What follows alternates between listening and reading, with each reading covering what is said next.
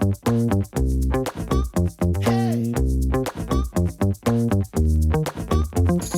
right, ladies and gentlemen, welcome to another episode of Golf and Politics. Rob, it's good to see you again. U.S. Open this week. Wyndham Clark, second time, kind of a redemption story. Interesting. I really only got to watch Sunday. Shambu and I were playing in the Father's Day best ball at Southern Hills, which we came in fourth place in the net division.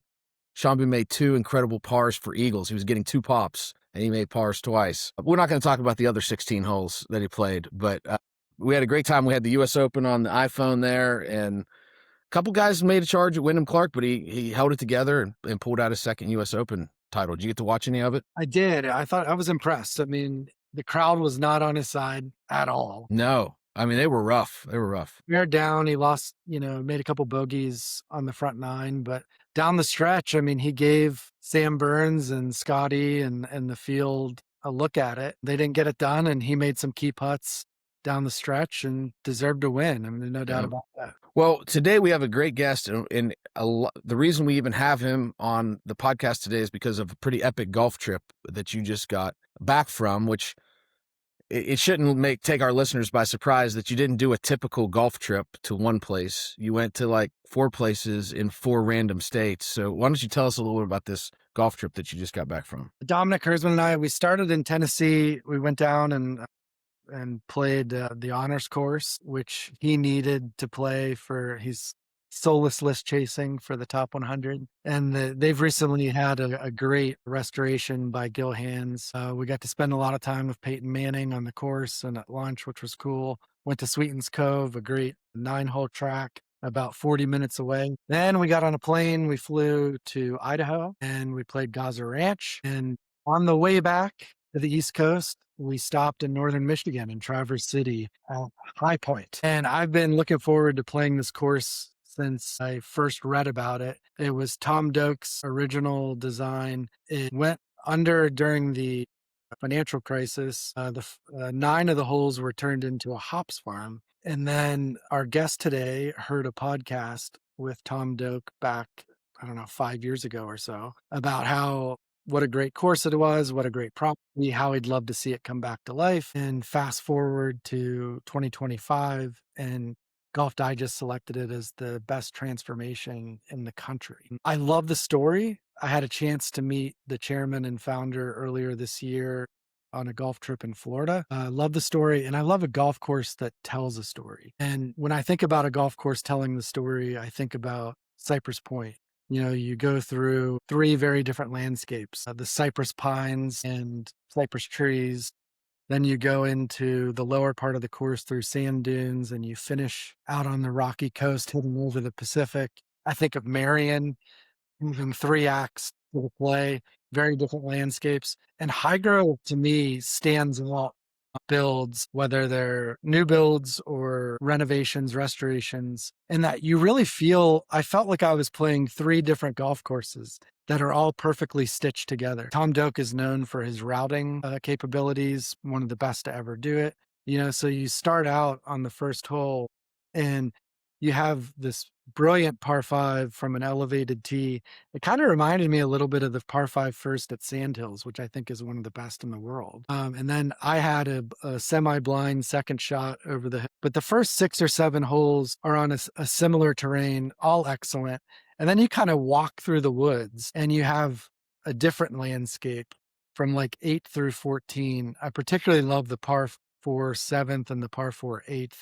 I think are 2 just fantastic par 4s. And then you finish 15 through 18 and it's like the course tells a story.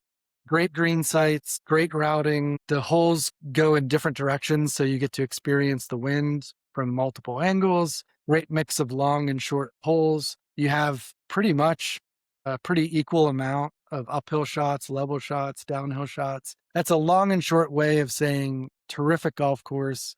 Especially like that it asks more from you off the tee than a lot of the new stuff that's out today.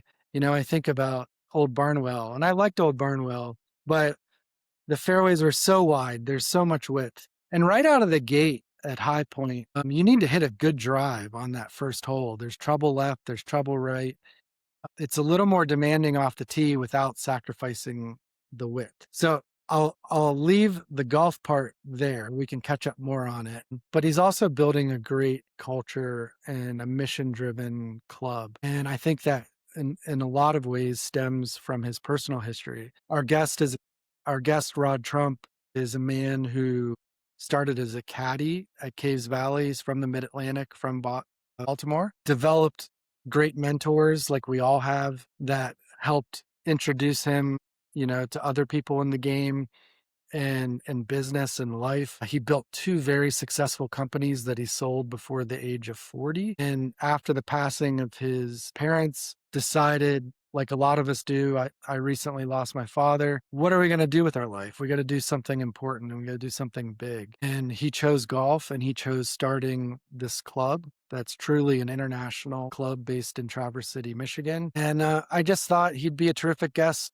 on the show. And Rod, I didn't want to step on too much of your story because I know we're going to dig into it a little bit more, but really, really impressed by the golf course and the club. And you've got one hell of a story. It's not just, some vanity project. It's really a labor of love. And I'll let Matt sort of kick us off with the first question. Yeah, Rod, thanks for coming on the podcast. Why don't you just tell us about your start in the game? Rob mentioned that you were a caddy.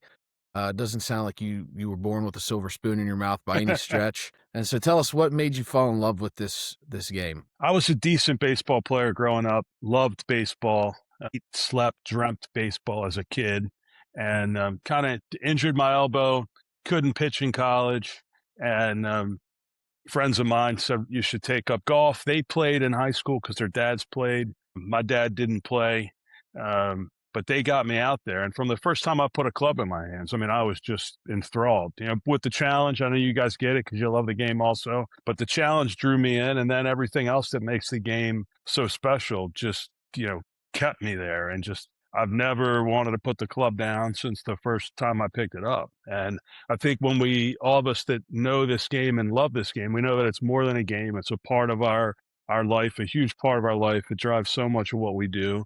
And, it's everything to me. I mean, I love the game. I love everything about the game. It's hard for me to think of a friend that doesn't play golf just because of it's so much a part of how we spend time together, and so much of how I've met folks that have been, wonderful in my life is through this great game. So it's given me a lot, and I wanted to give back. I said jokingly when we started the podcast, before we started recording, that Rob and I both work really hard in politics and in government.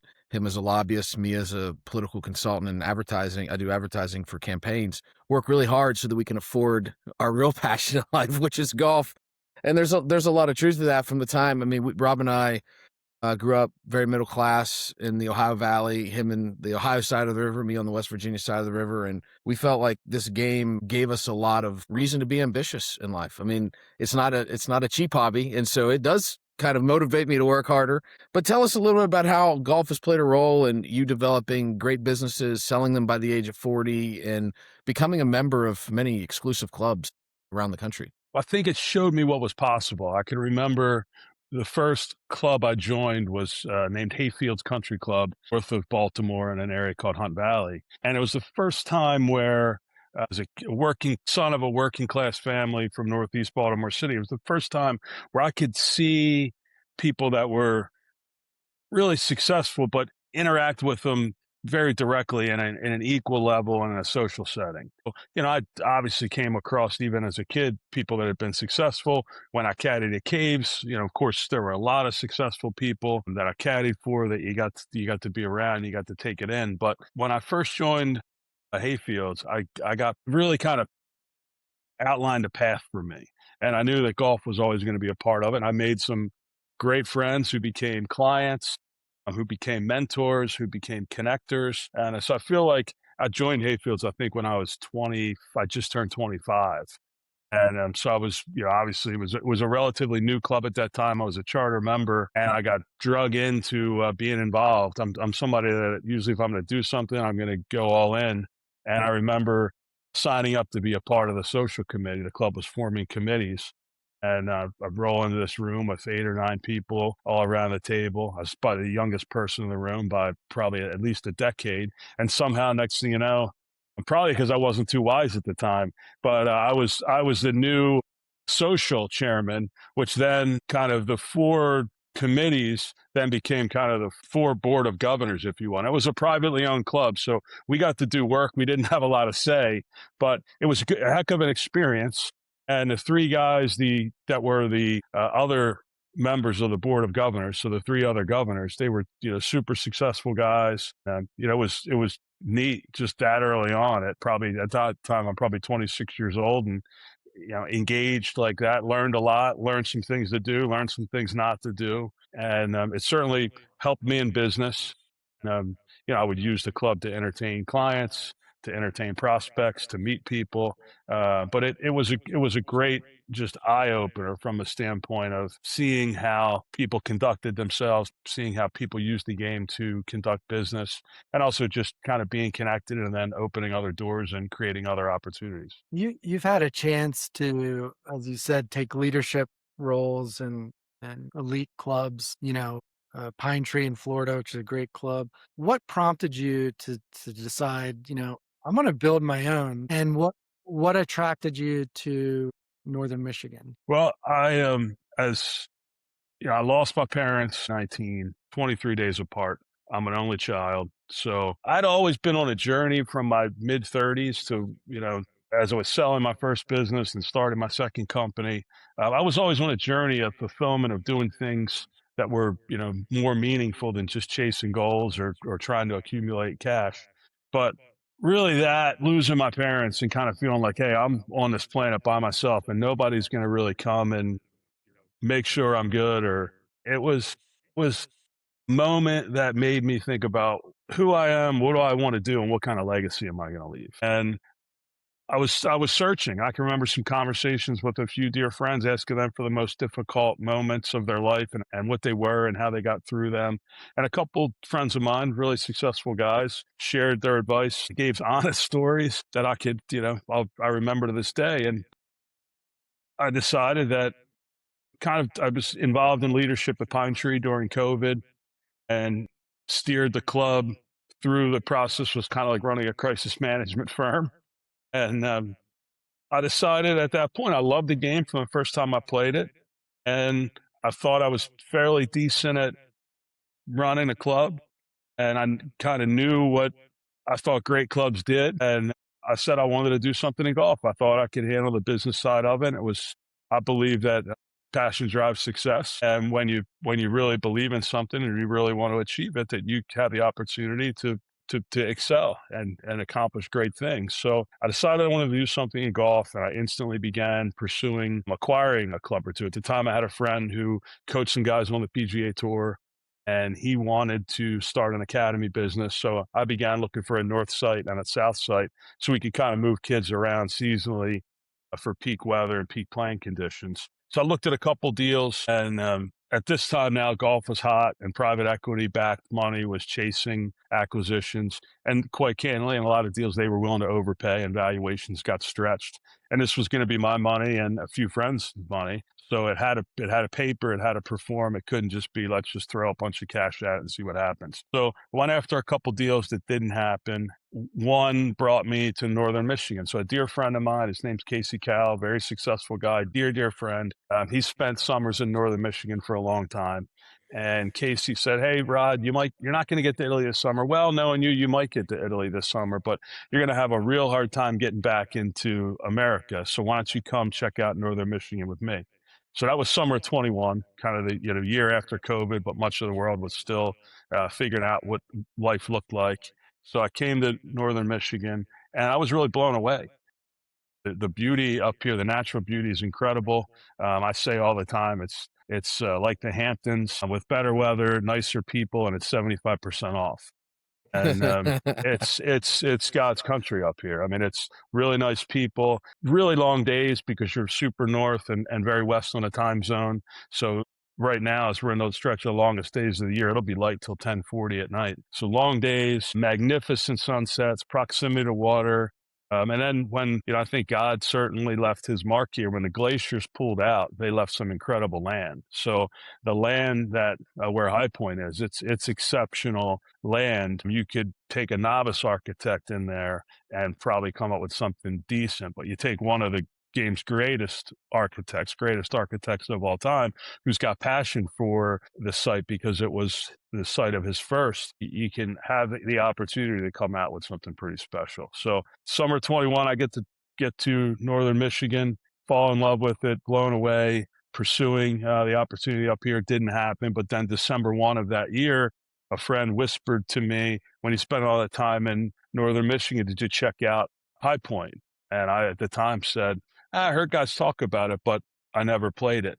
And he said, no, you can't play it. It was Doak's first course. It went down like a decade or so ago, but I heard he was on a podcast talking about how cool it'd be to bring it back. And that was the 12th green at Pine Tree, December 1st of 21. So there's a lot of 12s in there, a lot of number 1 and number 2 in there. And I do believe that we're always getting messages from the universe. It's a matter of, are we paying attention to them? Are we listening? Are we looking for messages? So 12-1 of 21, I get told about High Point on the 12th hole at Pine Tree. I don't remember a shot or a swing from the rest of that round. I wanted to get into the locker and dig my phone out of my locker and find this podcast, which I immediately did. And then I skimmed about a half dozen articles and figured as much as I could find in about a 25-minute period on High Point. And that same friend that got me to Northern Michigan is a member of Crystal Downs. I thought Tom had a relationship with Crystal Downs, was probably a member.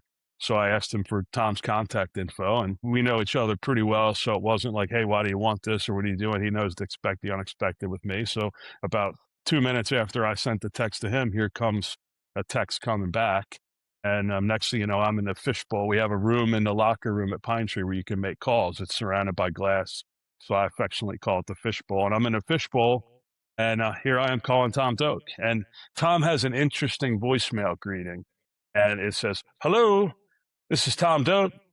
Please leave a message. And as I was about kind of caught that pause and realized it wasn't him, that was his voicemail greeting, all of a sudden I got a flashback to high school. Like I was calling the very beautiful cheerleader to go to the dance on Friday night. And I was like, wait a second, let me send him an email. Because I thought if I send the email and I don't get a response, I can at least call him and say, hey, this went in your spam folder. Let's talk. So I sat back down in the locker room, sent him an email. About a day later, he responded. We set up a time to talk. Now the rest is history, or history we brought back to life. So when you roll up your sleeves and you start putting a plan together with Tom Doak, this project is fascinating to me because it's your baby, because it's your money, your resources, your friends, your reputation. It's also his baby because it was his first design near where he grew up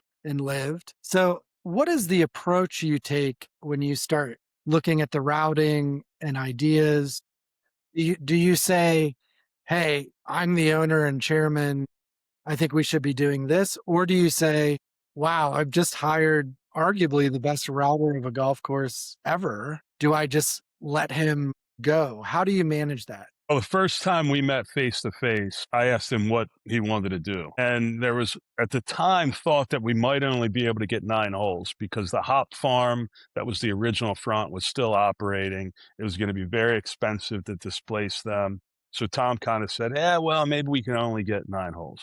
And I said, well, look, I'll help with that. I said, I'll write a check. I know some guys in Northern Michigan that might want to be involved, but that's not what I'm interested in. I want to build a really special place, a golf course that can become part of one of the world's greatest clubs. And 9 holes isn't going to do that, but I love golf and I've fallen in love with Northern Michigan. So if that's what you want to do, I'll help. And he said, well, I'd rather do 18, but just thinking about it. I said, well, I'll keep working on the land. But let's just say at the time now I had a map out, and the group that owned all the land, they had 562 acres. And part of that was still the working hop farm that was the original front 9. But we had I've got a grid out on a table and he's looking at it and he's showing where the old, back 9 was in different spots. So we're figuring out. So I asked him, what do you really want to do? I'd rather just buy enough land to do an awesome 18 holes. I don't want to buy and pay for 562 acres at this point. I'd like to buy what we need. So why don't you think about it and tell me if you want to try to bring back the original 18, which would displace the hops farm, which was operating at that time, or if you're fine working with this other piece of land. So the ball is in his court, but I'm hoping that he wants to take the land and build the best possible 18 holes, not just recreate the original 18. And so we kind of left the conversation with, he wanted time to think and talk to some friends. And I said, okay, well, how long do you need? And he told me about a week. And about 4 days later, he called me and said, all right, a couple of my friends, they want me to bring back the original 18 because, they miss playing it and they want to see what I might do differently now because they played it all back then. He said, I talked to my wife and she's not a golfer, but he said, I talked to my wife and she says, well, Tom, do you think you could do something better than what you did the first time? Like, do you think that if you had all this land, you could do something better than just what you did the first time? He says, well, sure. And she says, well, why don't you do that? So that was music to my ears because I wanted to just take this land and just do the best thing we could possibly do with it. But from a standpoint of them, once it got granular, I can remember flying up. I had, at this point now, I have 6 months, got $750,000 of my own money out in diligence, basically. Some deposits are refundable, some non-refundable deposits. I hired a site engineer. I got an attorney. We're doing all this stuff because there was another curveball, which was the zoning had changed. So we needed a zoning ordinance to bring back golf to where there was golf. So I'm now then a month into this and I find out they've been working on a zoning ordinance. So I think, oh, great. And then I find out that, well, they've been working on it for 49 months. So there was no sense of urgency in getting something done. And you guys, obviously, in dealing with government, dealing with politics, you understand the complexities of politics and government. And Michigan has the second most layers of government in the union, in the entire state of the union. So there's townships. So then I also then uncovered that the land that we were targeting now was actually in 2 townships.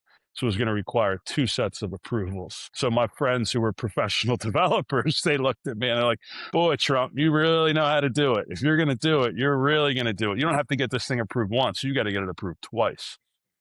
It's gone from December 1 to now May. We've got a bunch of progress happening, but now I'm flying up to see the land for the first time. So I've done all this. I got $750,000 out. At this point, I'm probably working 50, 60, 70 hours a week, every week on it. And now I'm going to come see the land for the first time.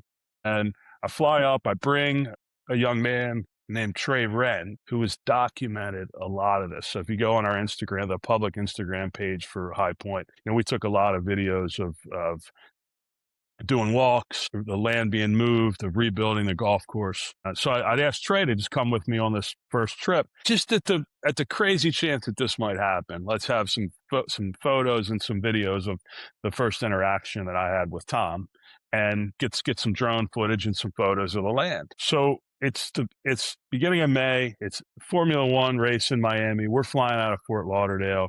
There's problems with the plane. We wind up having to fly to Detroit. We missed our connection. And now we're stuck in Detroit. And they get me on a flight early in the morning. They can't get Trey on a flight till late afternoon. So I'm like, man, there's some forces of the universe here that are against us. I don't know how this is going to happen. So we wind up in a Detroit airport hotel. We rent a car.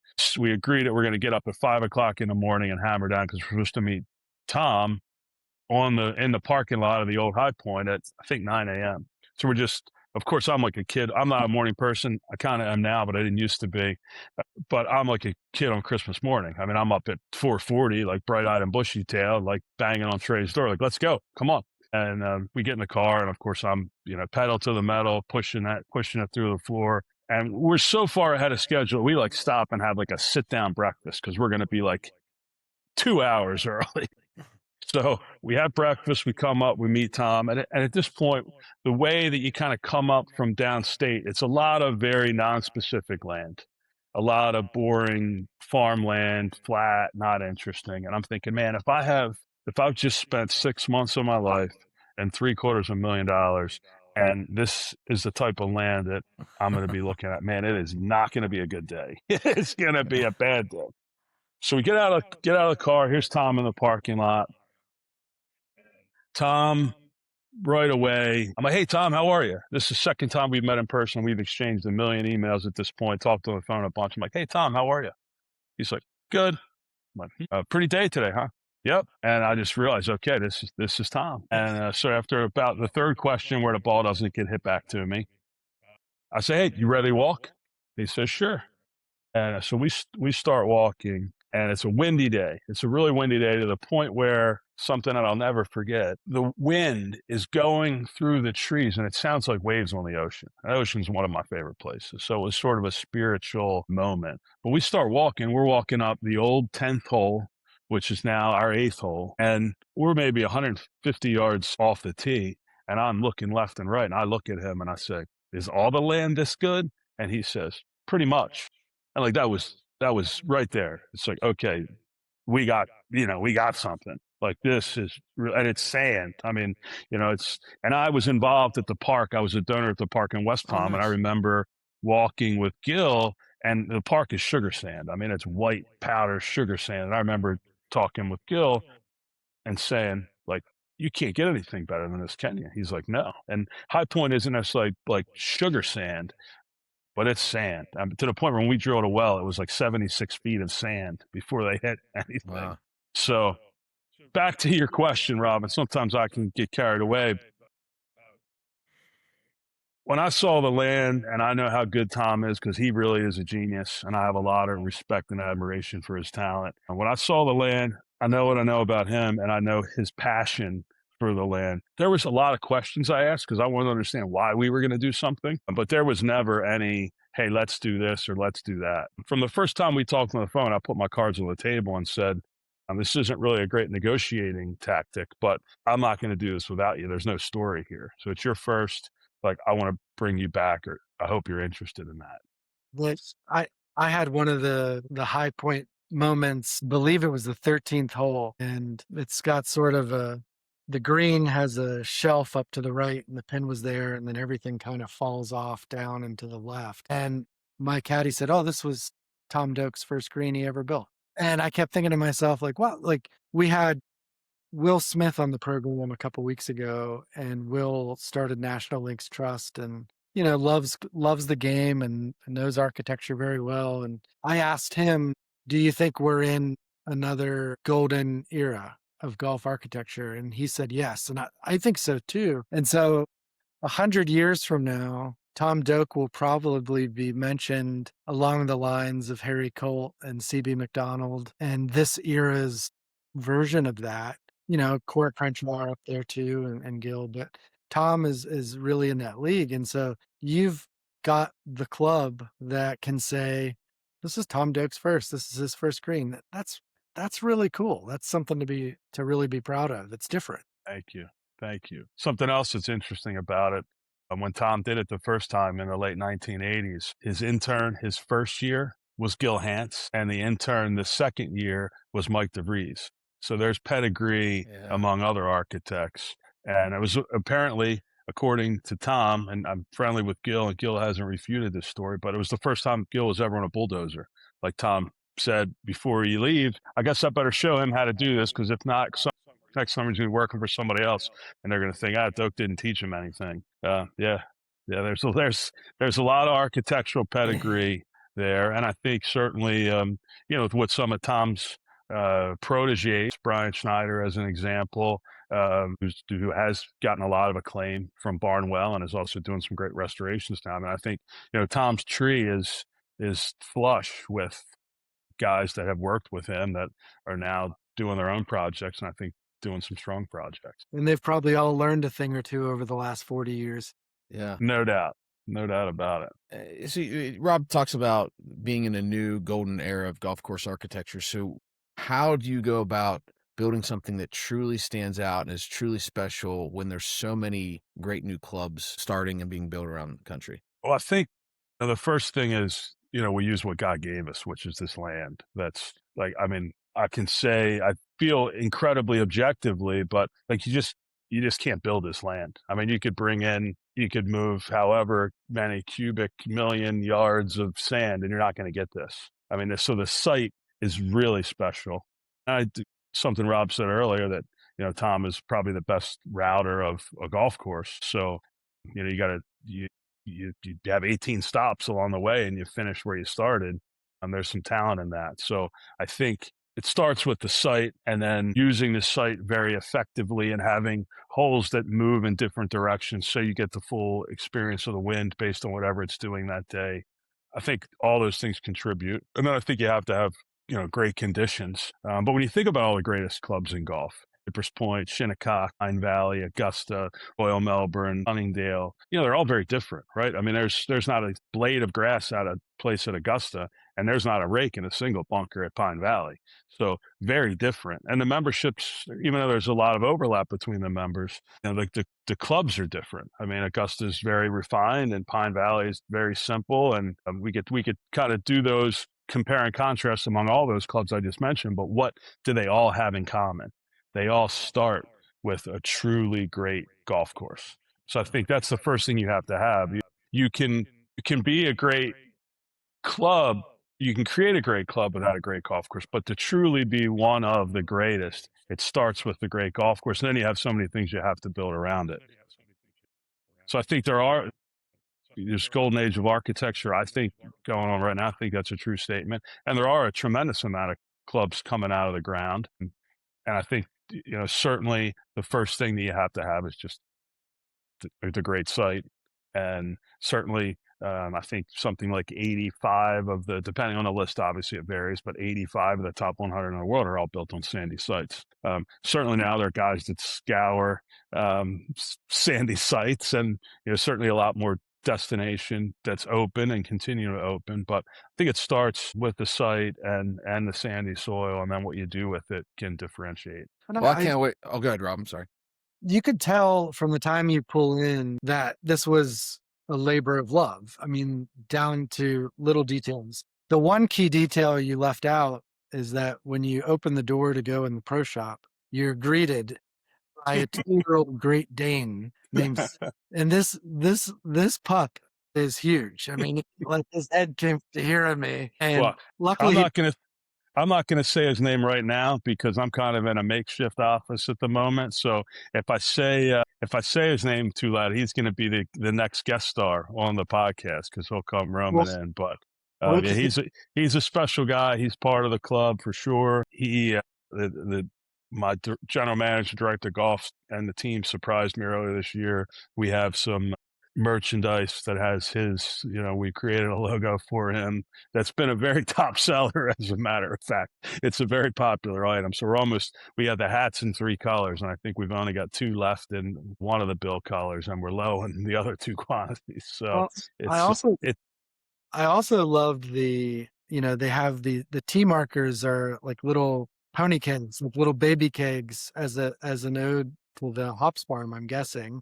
Well, we want everything to be intentional. And I believe the difference between good and great is all about the details. So we put a lot of emphasis on all of the details. I've had the good fortune of going to many of the greatest places in the game, and I pay attention and I follow rules. So I wasn't necessarily taking pictures of places you weren't supposed to take pictures, but I can take a lot of mental pictures and not get in trouble for that. And I have the ability to retain.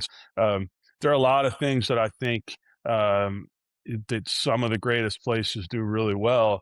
And we may take inspiration from those things, but we do it in a distinctively High Point way, and we do it in a distinctively Northern Michigan way, because I think it's important that when you're here, you know where you are in the world. So we do focus on the details for sure, and I appreciate that came through to you. And extra credit for the halfway house called Half Point. That was clever. I like that. I can't take credit for it.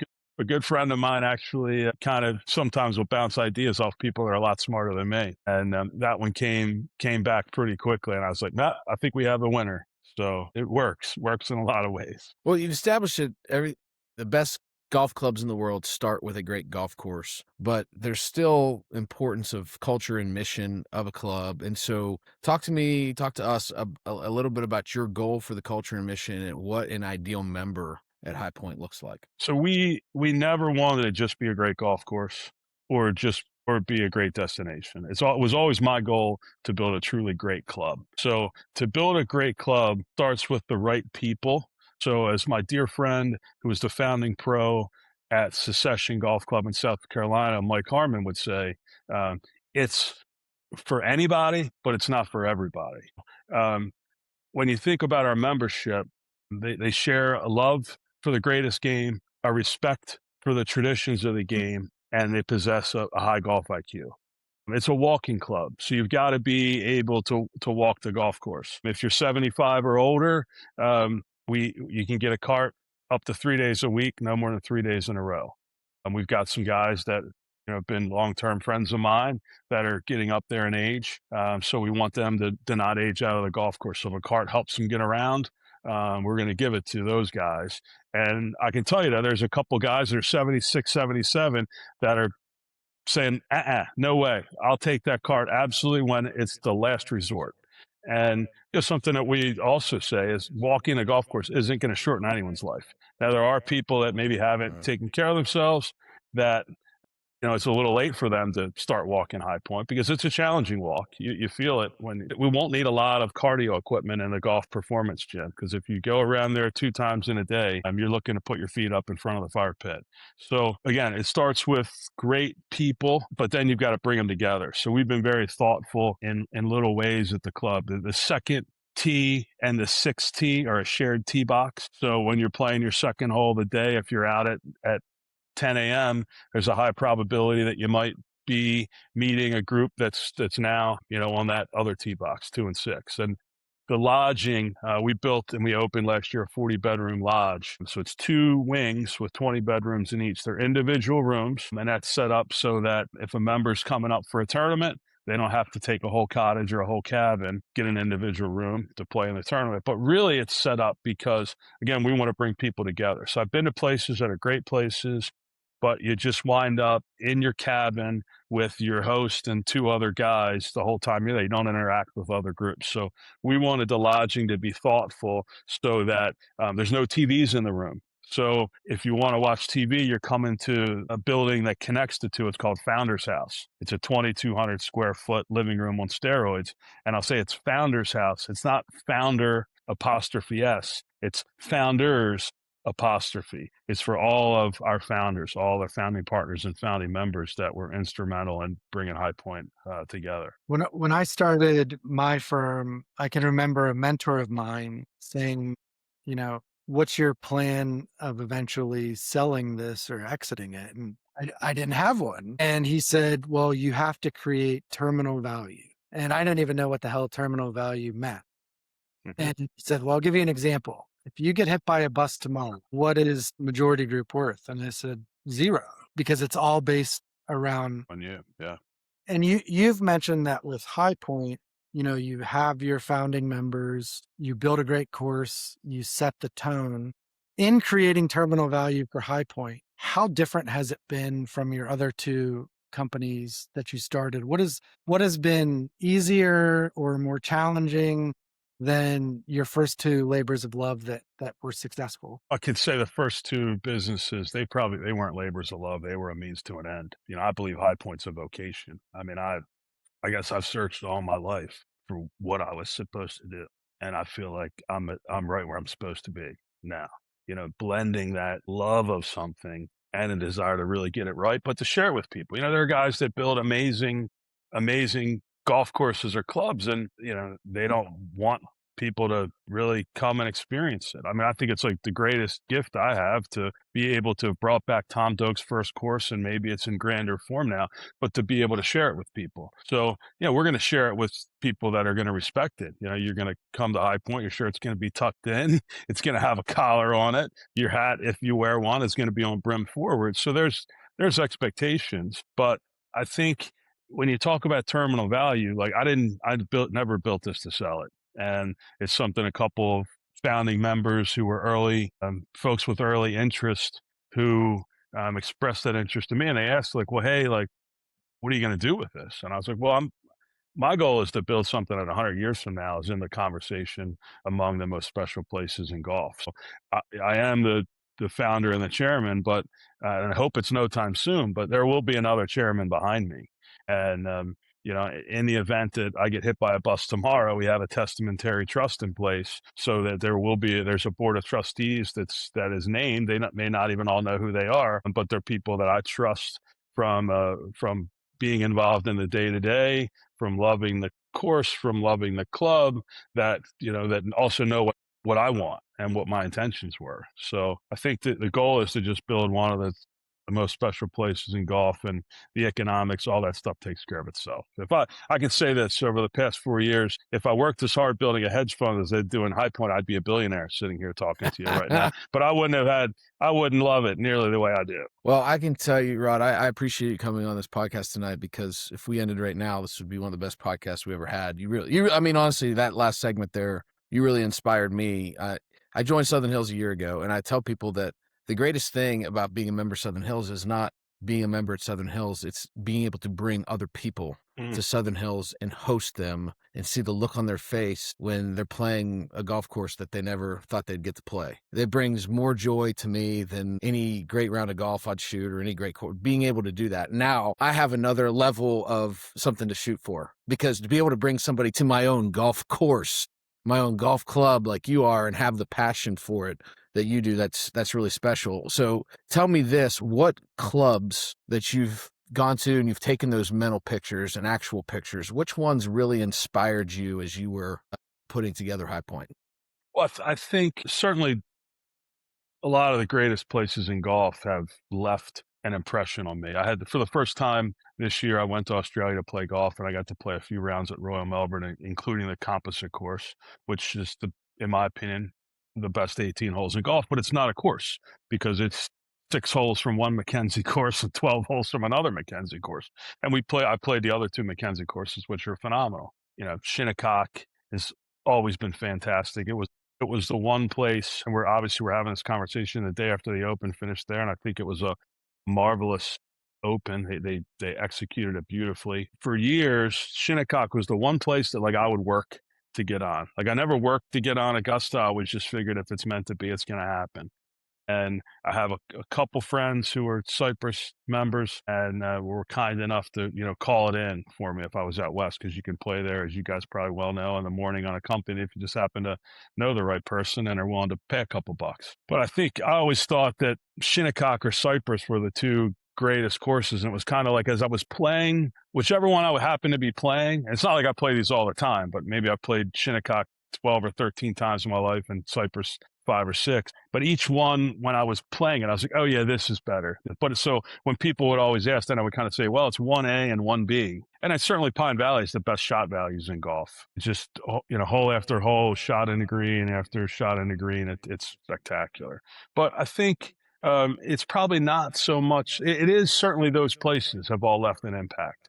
And I played Sunningdale, and I'm a member at St. George's Hill, right next to Sunningdale, which is a very underrated golf course and an exceptionally underrated, exceptional club. But there's a couple other spots that really, really left an impression. So I mentioned I caddied at Caves Valley, and I probably didn't realize it at the time, but Caves had a tremendous impact on me, because the founder, Les Disharoon, and the founding head professional, Dennis Sadisher, they really built culture there. To this day, the most recent president of the club, Steve Fader, who I heard just recently stepped down, but I think when they were hosting the BMW last year, there was a quote from Steve that said, "We may not have the best golf course, but we are one of the best clubs." And I can remember a story with Dennis. There was a guy, Alex Brown was big in Baltimore. It was one of the big firms. It was involved in taking a bunch of companies public, including Microsoft. Alex Brown had a big presence at Caves. And there was a guy who was running, or very high up in the San Francisco office, and he flew in on the red eye to play Caves on Saturday morning. And he was I think it was his first month of membership. So it was maybe Alex Brown had added a corporate membership, or maybe just somebody had sponsored him and he was joining on his own. But Dennis had a rule at Caves, and that was, when he would go through this at a new member orientation, he didn't care if you were a Pine Valley member, an Augusta member, a Cypress member. When you were on property at Caves, you were a Caves Valley member, and you were supposed to wear the Caves Valley logo. And I think there was a time when members of Caves got tired of their daughters bumping into guys at Ravens games wearing the Caves Valley logo. So Caves created the member logo, which was red foil, the red foil CV. So Dennis wanted you wearing, if you remember, he wanted you wearing the red foil CV, or at least the regular logo. So this particular gentleman, who shall remain nameless, he showed up on the first tee for the Breakfast Club, possibly in his first round as a Caves Valley member, in an Olympic hat and an Olympic belt, and I think a SFGC shirt. And I wasn't on his bag, but I was in the group. And as the story went, before he had hit his second shot on the hole, his shot in the first fairway, there were 8 shirts in his locker and on his bill that all had the Caves Valley logo. It creates uniformity. It's something that we adopted at High Point. The red circle, we have a member logo. This is our club logo with the red circle. Only members can wear the club logo. They're fine wearing another logo, but the idea is, especially as a new club, we want people to understand. We want members to see other members, to meet them, to interact, and then we want other guests at the club to realize how proud we are to be a part of the club. So to show off that pride by wearing the logo. So I think Caves, there's so many things about Caves. That Caves had the Saturday morning breakfast club. It's something that we do. When Caves open, you had to wear pants.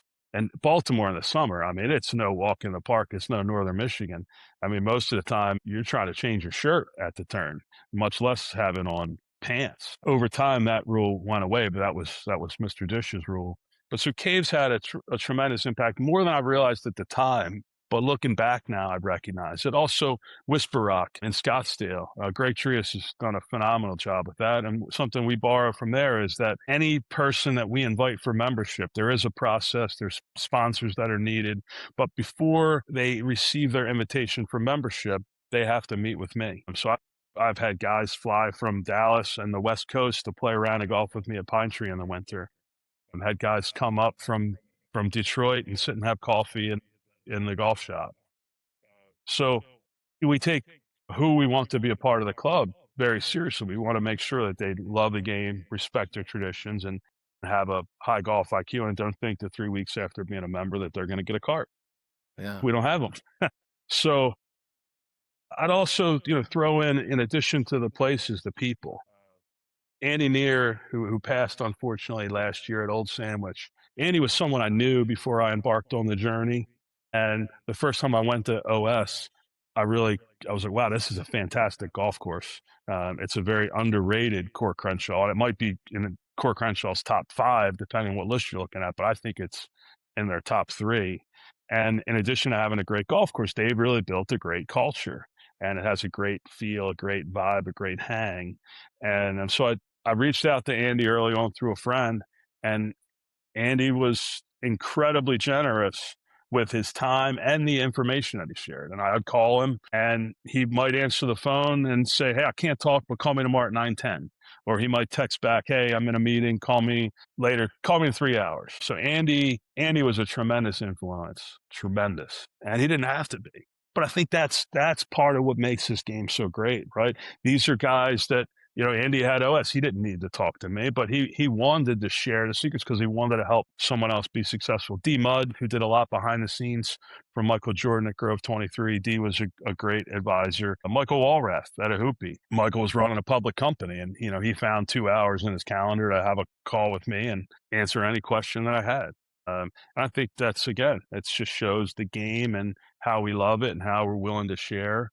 And I mentioned Mike Harmon's name earlier. Mike has been an advisor and a source of great information. And John McNeely, who built a Floridian for Mr. Huizenga and then went up and built Diamond Creek. And then along with Bruce Davidson, they put together Congaree. But John was an advisor and just a wealth of knowledge. So I feel there's places that have certainly made an impact, and then there's people that have made an impact as well, and they've all made tremendous contributions and left their mark on what we have at High Point now and what we'll continue to build. Well, we're gonna shift into the 10-round split. Before I do, I just want to echo your remarks on St. George's Hill. I had a chance to play it with a friend, Matthew Dickinson, who's a member, and Matthew's a High Point member. He's one of our international members. awesome. Yeah, he mentioned that he was on his way. He didn't tell me he was a member, but he mentioned he was on his way. I saw him on property today. He's just an incredible guy. I should have put some more stuff on his tab. I'm headed back over to Well, St. we can take care of that for you, Rob. Just let us know what you want. We'll put it on his bill. I love it. I love it. Okay, so 10-round split. For listeners that aren't familiar with this segment, we name 2 golf courses in roughly the same area or same style, and the guest has to give us a snap count of how many rounds out of the 10 he'd play at each. I'm going to kick it off on Long Island with 2 of my favorite, Shinnecock and National. A 9-1. Bold. Yeah, that's the first time we've had that kind of split for Shinnecock, because most people say there's no way I want to be punished that bad. Well, I was going to say maybe by answering that you may think I'm a masochist. But Shinny is just always been one of my favorite places. All right, Matt's going to take you up to Northern Michigan. Kingsley Club versus Crystal Downs. I'll go 5-5. Okay. South Florida, Seminole versus Pine Tree. Wow, man, that's tough. I mean, you're talking about one of the greatest clubs in the world and one of the clubs where I'm a member. I guess I could say because I'm a member, I could go there anytime. So, but I'll go 6-4 Seminole. Okay. LACC and Riviera. Wow, I think Riviera is the best golf course out there. Maybe the Sand Cypress, maybe the best golf course on the West Coast. Riviera is just incredible. I'll go 7. I'm bringing you back to the Mid-Atlantic, Baltimore Country Club versus Congressional Country Club. I'll go BC. If you tell me I can play the East, I'll go BCC 3. Solid. Muirfield and North Berwick. Well, I haven't played either one. I'm playing both the end of July with a dear friend of mine that's hosting me. So we'll just say 5-5, and I'll get back to you on that. Okay. Two courses that Harry Colt had some involvement with, one more than the other. Sunningdale Old versus Pine Valley. Oh, geez. That is very tough. Again, you're splitting hairs. I'll go 6-4 Pine Valley. Okay. Augusta National and Cypress Point. Man. I'll go 6-4 Augusta National. Going to Pittsburgh, Oakmont versus Fox Chapel. 7-3 Oakmont. Again, the masochist side of me, I guess, comes out. In fact, I played Fox Chapel for the first time a couple summers ago, and I just kept walking around being like, wow, this has got to be like one of the most underrated courses in golf. And then in the locker room afterwards, we looked, and it's like 5 in the state of Pennsylvania or 6 in the state of Pennsylvania, depending upon what list you look at. But boy, what a special place. Awesome. Good save. I'm a member. Southern Hills and Prairie Dunes. I haven't played either one. Have not played either one. Matthew, I know you're a member. Please come. So I Please gotta go 6-4 Southern Hills, because I've just kind of put my foot in my mouth with Rob. So to try to redeem myself with one of the hosts, I'll go 6-4. But I would love to come take you up on that. Please do. And no shame on the Oakmont. I love Oakmont as well. Rob and I actually we turned down an invite to Oakmont on the same day. We just could not make it work. And that's a brutal thing to turn down, an invite to Oakmont. I understand, but I do have to work a little bit, and there was an election. There was just no way I could make it work. All right, so we'll go into the Shotgun 9. These are just fun questions, very quick answers. We'll just take turns asking you. What are your 3 favorite courses that you've played anywhere in the world? Favorite: Royal Melbourne, Augusta National, and Seminole. What are the 3 courses you haven't played that you'd most like to play? North Berwick, Muirfield, and I'm supposed to answer fast. I really want to play Valley Club of Montecito. It's great. I'll throw with you. It's good. Not who do you cheer for, but what's the better run NFL franchise, the Pittsburgh Steelers or the Baltimore Ravens? Can I abstain since this has a political overtone? I gotta go Ravens. I mean, I just think that Steve Bisciotti, who owns the team, I know a little bit and know somebody close to him pretty well. And I just think that that's an incredibly well-run organization. And the Steelers are a great organization too. I mean, I think that's what makes it such a great rivalry. I mean, honestly, both definitely. 2 really good organizations. We're gonna have new coaches. I don't know what to do. I was just gonna say that. I was just gonna say it's gonna be so odd. And it also, I think it really speaks to the rivalry too, that those guys went out at the same time. Yeah. It's gonna be interesting. And I think the Giants, man, they got a great leader in bringing John Harbaugh there. Some friends of mine are big time Giants fans, and I called them and congratulated them as soon as I heard that. I said it was a great bold fire for the Ravens to let him go. It was probably the right call, and it was a great hire by the Giants. Absolutely. Okay, you can't pick any of your clubs. Okay. Best food in all of golf. Oh, well, Cave. I've never been a member of Caves. Caves has great food. There's a place in Florida that it's not necessarily known for golf, but my God, the food is incredible. Frenchman's Creek, unbelievable food. But I think the best food that I've ever had at a club would be the Sandwich Club. They have a chef, executive chef Corey Chow there, who they nabbed from Per Se. It was a quality of life issue. I had somebody who hosted, a dear friend of mine, Chris Kikos, is a member there. He's a Pine Tree member. He hosted me, and we had a table of 8 guys sitting around, and one of the guys was the head of the membership committee, and they kind of told Corey to drop to knock our socks off, and he just sprinkled the infield with appetizers. And I, I'm okay in the kitchen. I can defend myself. I'm by no means a professional chef, or even a professional cook, but I can do okay in the kitchen. I tried for 3 weeks to make these Moroccan lettuce wraps that he made. A simple thing, right? Basically, lettuce wraps with or some kind of ground beef mixed in, like nutmeg. Unbelievable. Like the simplest things, I believe, especially at a club, but the best food is simple food done memorably. I mean, this was certainly a little more than simple food, but he took simple things and elevated them. It was fantastic. So I don't know that I ever had a better meal at any club anywhere than Stanwich. It was so good. We drove back the next night or 2 nights later after playing in a tournament to Creek, and we could have gone to any restaurant in Greenwich, and we went back to Sandwich for dinner. So this is a question I asked Rob a couple years ago, because Rob has played all of the top 100 in the U.S. and 89 of the top 100 in the world, and I'm nowhere close to that, even though I feel like I'm blessed and I've got to play a lot of places. I said, Rob, I'm not asking you what is the best course that you've ever played. I'm saying if you have one round of golf left in your life, where do you want to play, and who do you want to play it with? That's your question now. Well, I'm going to High Point. I'm going to High Point for sure. Do I have to pick living people to play with? No. Or okay. This isn't the SAT. You can answer it however you want. All right. Well, my dad didn't play golf, so he wouldn't play, but he'd walk along.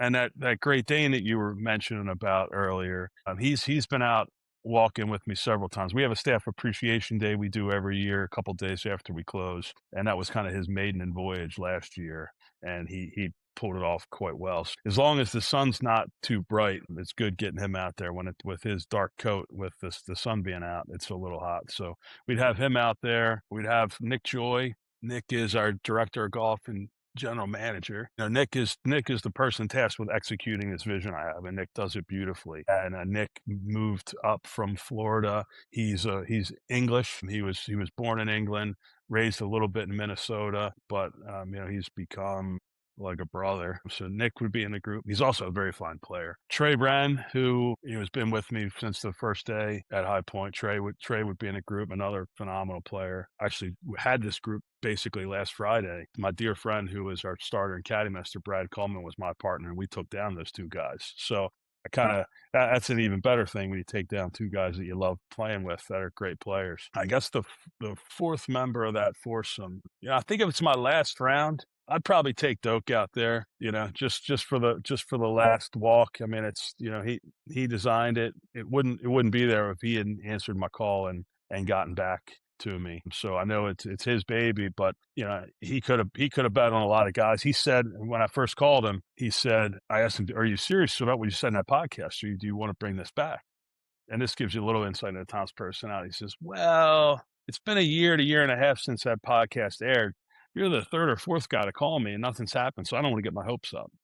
And so he could have probably, when I called, if he could have probably called any dozen of billionaires that he's done golf courses for and said, "Hey, I got this call. This guy thinks he's going to bring back High Point. I could do it with him, but why don't I do it with you?" And he didn't do that. He did it with me. So I'll take Tom. I'll take Trey or Nick as my partner, but I'll take Tom in the group. That's great. Outside the United States, rank these 3 countries for golf: Australia, England, Scotland. Well, I think England's incredibly underrated for golf, right? Everybody thinks Scotland and Ireland, and I think just my personal opinion, I think England is very underrated. As I mentioned earlier this year, I went to Australia for the first time. I mean, Sandbelt golf is phenomenal. I mean, it's just unbelievable. So I would go Australia, England, and then Scotland. And Scotland's not getting a fair shake because I've played very little in Scotland. So and I think we're splitting hairs there, where the spread between 1, 2, and 3 is razor thin. Well, Rod, we just have 2 more questions, and Okay.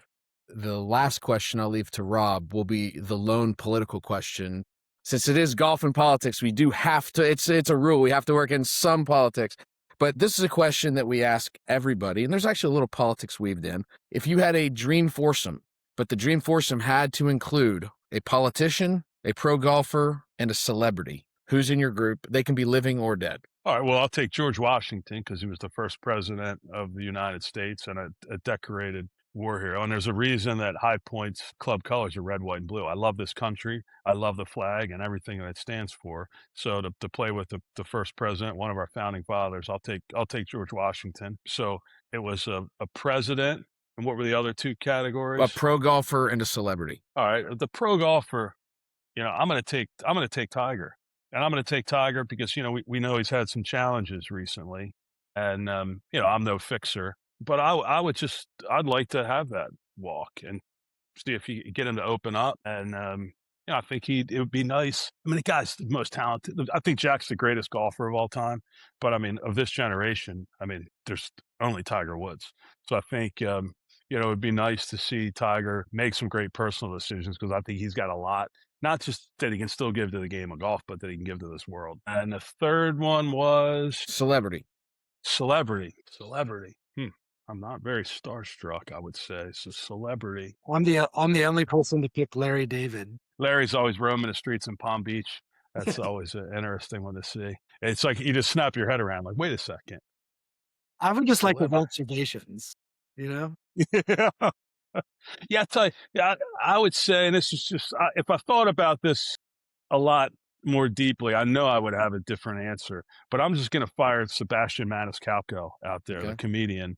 The guy's gestures are hilarious.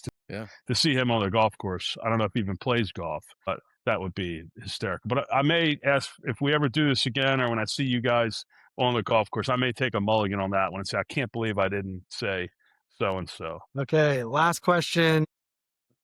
Snap pick for the midterms this November.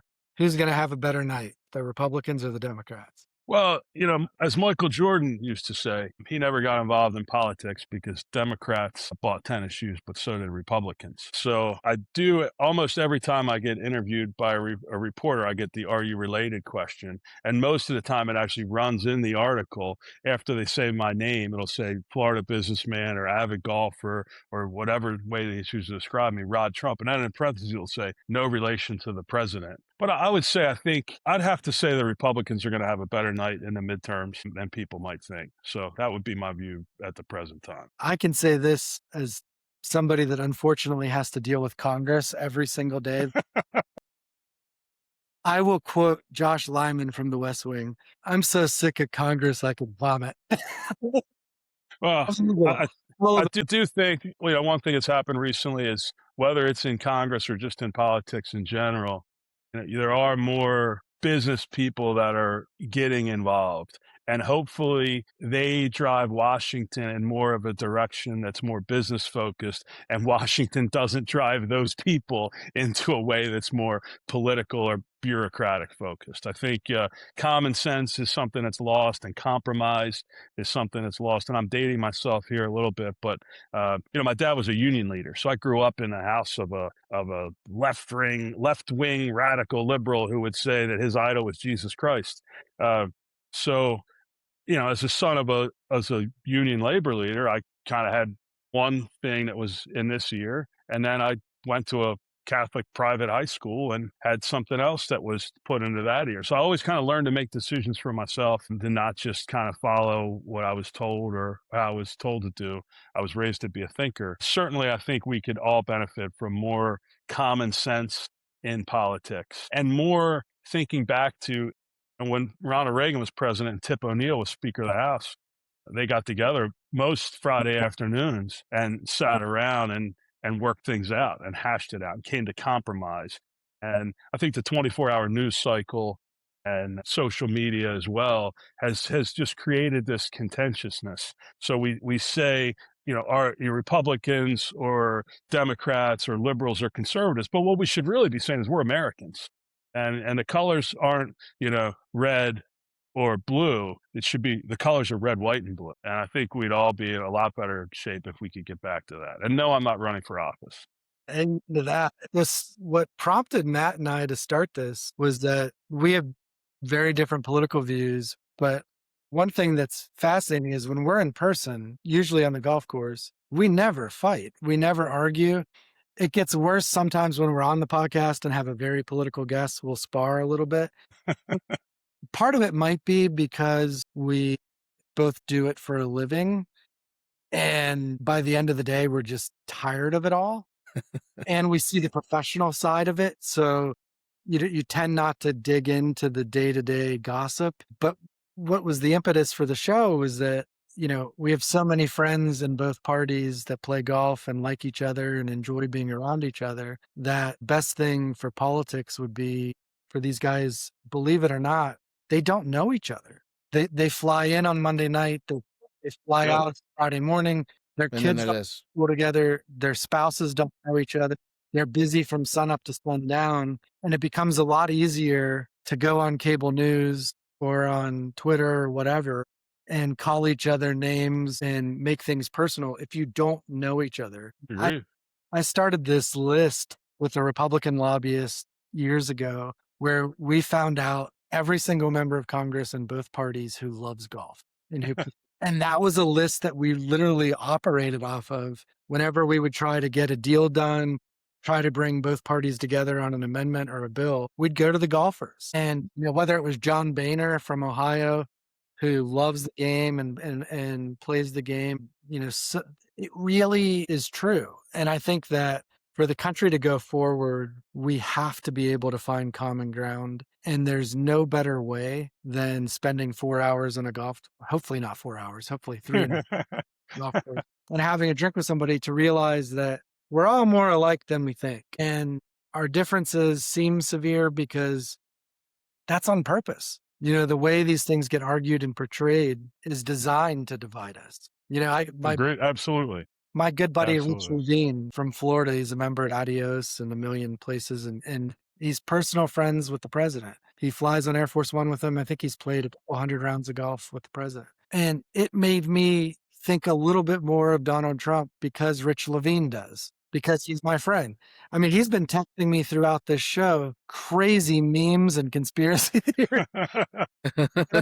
Like, Rich, can we just take one night off, brother? Just one. But I love the guy, and he's a good person. He's a good father. He's a good husband. He's fun to golf with. We have different views, but we both love our country, and we wouldn't get upset with each other if we didn't love our country. Right. The opposite of love isn't anger or hate. It's ambivalence. When you date somebody and it's like over, you don't get angry about it. You're just done. The people that are fired up, they do love their country, whether they're MAGA and they're supporting what the country does, or they're liberal and they don't like what they're seeing. I'm in the middle, so everybody hates me, but I'm probably center left. But I think golf is a great way of doing that. We love what you're doing at High Point, the camaraderie, the history, and making sure that it's not like one of these, there's so many new clubs that are just kind of like soulless destination clubs where you write a check for $1 million, you get in and you never meet another member. And I want to say sincerely, because Matt knows, I've never been afraid to offend people on the show. I loved the golf course. I thought the club was terrific. I'm excited to see it when the clubhouse is open, but it's already terrific the way it is. And thank you so much for coming on the show. Thank you. On your story. Thank you, guys. It's good to spread the word. Obviously, you recognize it's something I'm passionate about, but it's great to come on, talk about the game we love, and to be able to share this story, and certainly to hear the positive feedback from you about what we're doing. It's great. That's what we want. So I appreciate the opportunity to come on. Thank you both very much. Rod, you really did inspire me tonight. And I'm sure you're going to inspire our listeners. High Point is also on my bucket list now. And please do come to Tulsa. We'd love to host you at Southern Hills. Matthew, we can fix that. You just let me know when you want to come, and we'll make it happen. We will do that. Same here All in right. Tulsa. And to our listeners, cool. thanks for listening. Go to golfandpolitics.com, subscribe to our email newsletter, and anywhere you get social media, you can find our content. And our podcast is on YouTube and all Spotify, Apple Music, wherever you get your content. So, Rod, thanks again, and to our listeners, thanks for listening. Thank you. Good night.